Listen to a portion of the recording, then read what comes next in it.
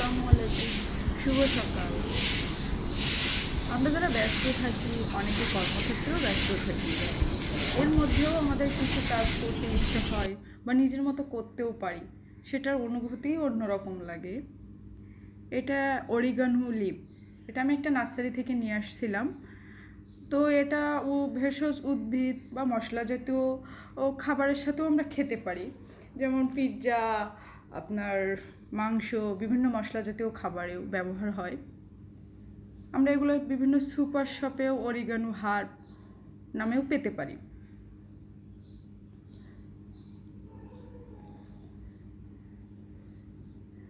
এটা আমি কিছু বেশি করে উঠিয়ে রাখতেছি, যে পরবর্তীতে এটা কোনো কাজে লাগানো যায় কি না।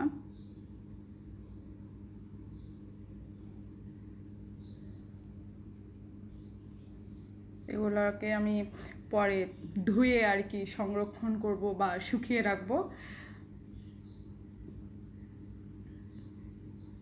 এটার গাছটা আপনারা একটা থেকে আরেকটা এভাবে হয় মাটিতে রোপণ করলেই, মানে এটার জন্য খুব বেশি কষ্টকর কিছু নেই।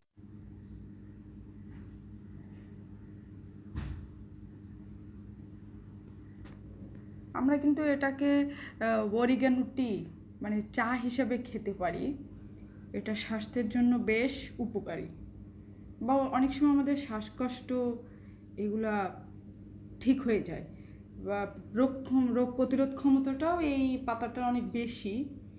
আবার আমি দেখেছি অনেকে বলে এটা ওজন কমাতেও সাহায্য করে। সকালে বা আপনি বিকালে যে কোনো সময় এটা খেতে পারেন। এটা ভালো উপকার আছে আর কি এই অরিগানো টিটার।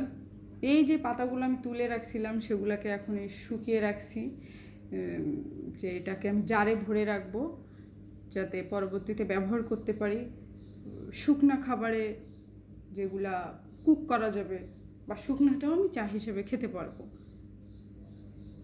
তো আমার ভিডিওটা যদি আপনাদেরকে ভালো লেগে থাকে তাহলে অবশ্যই লাইক, কমেন্ট, সাবস্ক্রাইব করবেন এবং আপনারা সুস্থ থাকেন, ভালো থাকেন, আমার জন্য দোয়া করবেন। আসসালামু আলাইকুম।